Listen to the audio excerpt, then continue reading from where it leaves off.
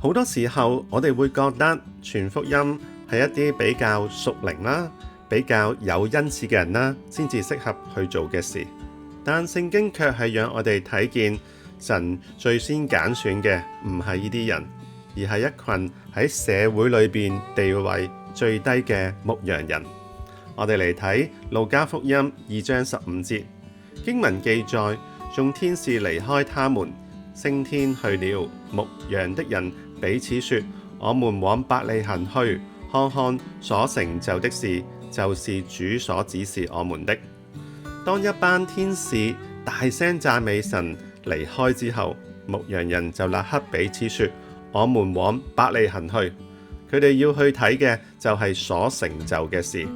呢個詞語喺原文嘅意思就係已經成就嘅事。換句話講，佢哋雖然未見到馬槽裏邊嘅嬰孩，但卻已經相信天使所講嘅說話，因此佢哋就急忙前去，親眼見證神所成就嘅事。當佢哋見到嬰孩之後，就將呢個信息傳開。喺4福音書裏邊，只有路加記錄牧羊人報佳音嘅故事，而且刻意將佢放喺耶穌降生敘事嘅中心。點解？因為路加要讓我哋睇見一個好重要嘅主題：神對卑微之人嘅憐憫同埋眷顧。其實呢個主題喺第1章已經出現。瑪利亞喺專注頌裏邊咁講，他叫有權柄嘅失位，叫卑賤嘅升高。瑪利亞自己就係一個咁樣嘅例子，一個嚟自拿撒勒嘅平凡女子，卻被神揀選。到咗耶穌降生，我哋再次睇見同樣嘅屬靈原則。按人嘅標準，呢個咁重大嘅消息，理應先話俾祭司、文士或者嗰啲有影響力嘅人，但神冇咁做，佢反而揀選咗社會裏邊最被忽視嘅牧羊人，成為第一批聽見並傳揚救主降生嘅人。呢個讓我哋明白福音嘅工作並唔係屬於少數嘅精英任務，而係每一個信徒都可以參與嘅使命。牧羊人冇學問，地位卑微，但係佢哋一聽見神嘅話，就立刻信服咁行動。呢個正係信徒嘅生命典範，單純、謙卑、信服。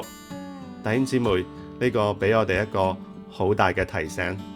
好多時候我哋會覺得自己嘅學識唔夠啦，口才唔好啦，聖經知識有限啦，所以就唔敢去傳福音。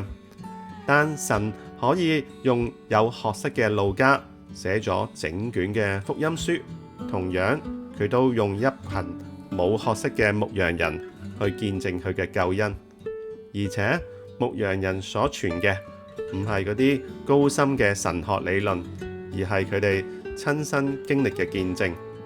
佢哋聽見天使嘅訊息，親眼看見救主嘅降生，心裏充滿咗喜樂同平安，於是就將所聽見嘅、所看見嘅一切事傳開。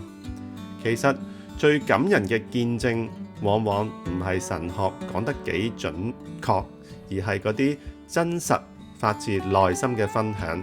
一個人點樣去經歷神嘅恩典？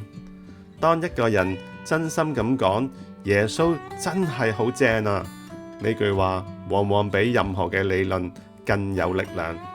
所以如果我哋想要有更果效咁傳福音，關鍵唔在於技巧，而係生命。當我哋真實咁經歷到福音，當福音喺我哋生命中帶嚟平安同喜樂，呢份生命自然會流露出嚟。咁樣喺我哋仲未開口之前，身邊嘅人已經感受到福音嘅真實。我哋一齊祈禱啊！主啊，求你使我哋有一顆謙卑嘅心，願意單純相信你嘅話，像牧羊人一樣，立刻回應你嘅呼召。